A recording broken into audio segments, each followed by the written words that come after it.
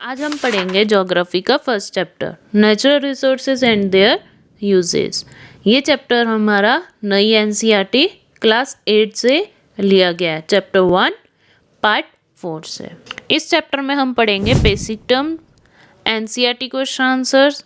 पहले हम पढ़ेंगे बेसिक टर्म्स। पहला है आपका nature, consumption, exploitation, quotation, extraction, utilisation, treasures, mental ore.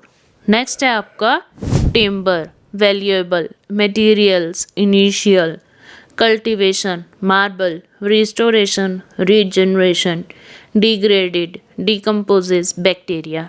Next है आपका फंजाई, इंडस्ट्रियलाइजेशन, कर्ज, paradox of plenty, judicious, mulching, cow dung, green revolution, central pollution control board, Vriksha Ayurveda, irrigation. Next है आपका crop rotation, mix cropping, ploughing soil, earthworm, Sikkim, organic farming, fossil fuels, stewardship, international alliance for solar energy IASE, Bhadla solar park. I hope आपको basic terms समझ आ गया हो। ये सारे हमारे बेसिक टर्म्स है। नेक्स्ट हम पढ़ेंगे एनसीईआरटी क्वेश्चन आंसर्स। पहला है आपका question, what is today a renewable resource, non renewable tomorrow, describe some action that can prevent this from happening. इस क्वेश्चन का आंसर क्या हो सकता है? A renewable resources can become non-renewable if we use it faster than nature can replace it। इसका कहने का मतलब है जो रिन्यूएबल रिसोर्सेज है वो कब नॉन रिन्यूएबल बन सकता है? नेचर से फास्टर अगर हम उसको रिप्लेस करेंगे। For example cutting too many trees without replanting और over using underground can deplete these resources।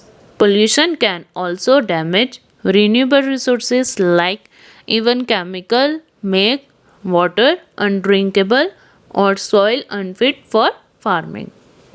जैसे कि आपको ये एग्जांपल दिया गया, अगर हम कोई ट्री कट करेंगे तो उसको हम बिना लगाए या उसको अंडरग्राउंड हम कुछ भी उसका रिसोर्स करेंगे तो वो पोल्यूशन को डैमेज करेगा। रिन्यूएबल रिसोर्स को कैसे? केमिकल वेस्ट है, अगर जो फैक्ट्रीज होते हैं उसमें से केमिकल निकलते हैं तो वो सारा वाटर में जाता है, हम उसको पी नहीं सकते हैं। और जो सॉइल है अनफिट है फार्मिंग के लिए, हम अगर सॉइल हम अच्छी नहीं होगी तो हम उधर खेती नहीं कर पाएंगे। आगे पढ़ते हैं। To prevent this we should are as followers. First point, use resources at a sustainable rate, take only what nature can replace. हमें सस्टेनेबल रेट पे क्या लेना चाहिए? रिसोर्स जो हमें नेचर से रिप्लेस कर सकते हैं। Next point, replant trees and protect forest.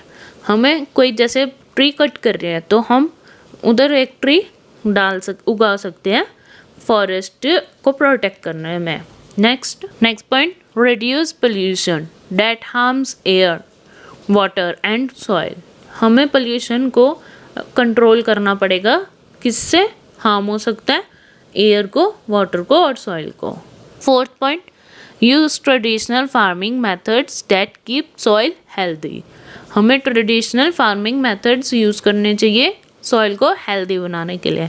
Next last point, fifth, follow the rules that protect natural resources. हमें रूल फॉलो करने चाहिए कौन से? जो प्रोटेक्ट कर सकते हैं नेचुरल रिसोर्सेज को। आई होप आपको फर्स्ट क्वेश्चन समझ आ गया हो। Second question, name 5 ecosystem functions that serve humans. First point, forests provide clean air by absorbing carbon dioxide. जो फॉरेस्ट है प्रोवाइड करना चाहिए उसमें क्लीन एयर क्या अब्सॉर्ब कर सके? Carbon dioxide. Next point, wetland purify water by filtering waste। Third point, bees and insects help in pollination of growing crops। Trees and plant prevent soil erosion and maintain fertility. Fifth point, ocean and rivers provide fish and support livelihoods. ये आपके 5 points है ecosystem के function के date सर्व humans, जो human को चाहिए ecosystem के लिए. आई होप आपको सेकेंड क्वेश्चन भी समझ आ गया हो. अब हम थर्ड क्वेश्चन पढ़ते हैं. What are renewable resources? How are they different from non renewable ones? What can people do to ensure that renewable resources continue to be available for our use and what of future generation? Give 2 example. First point, renewable resources can be used again and again like sunlight and wind. जो renewable resource है उसको हम use कर सकते हैं बार बार. कैसे? Example है जैसे sunlight और wind. Non-renewable resources like coal and petrol take millions of years to form. जो coal and petrol है नॉन रिन्यूएबल रिसोर्सेज है, उसको बहुत साल लगते हैं बनने में. Third point, renewable resources gate replaced naturally and quickly. जो रिन्यूएबल रिसोर्सेज होते हैं वो रिप्लेस हो सकते हैं नेचुरली और क्विकली वे में.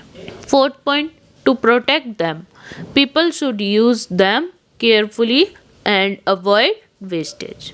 Next fifth point, planting more trees and using solar energy are good example. Plant हमें करने चाहिए ज़्यादा से ज़्यादा ट्री और सोलर एनर्जी यूज़ करनी चाहिए. They must teach others to respect nature and save resources. जो ये सारे पॉइंट्स हैं वो टीच करते हैं, हमें बताते हैं रिस्पेक्ट करनी चाहिए हमें नेचर की और सेव करना चाहिए हमें रिसोर्सेज. आई होप आपको थर्ड क्वेश्चन भी समझ आ गया हो. अब हम पढ़ेंगे fourth question. Identify cultural practices in our home and neighbourhood that point to mindfulness in the use of natural resources. First point, using earthen pots. Earthen pots कौन से होते हैं? जो मटके होते हैं वो हमें यूज़ करने चाहिए. किसके लिए? To keep water cool naturally. जो मटके होते हैं उसमें जो पानी होता है वो ऑटोमेटिकली ठंडा रहता है.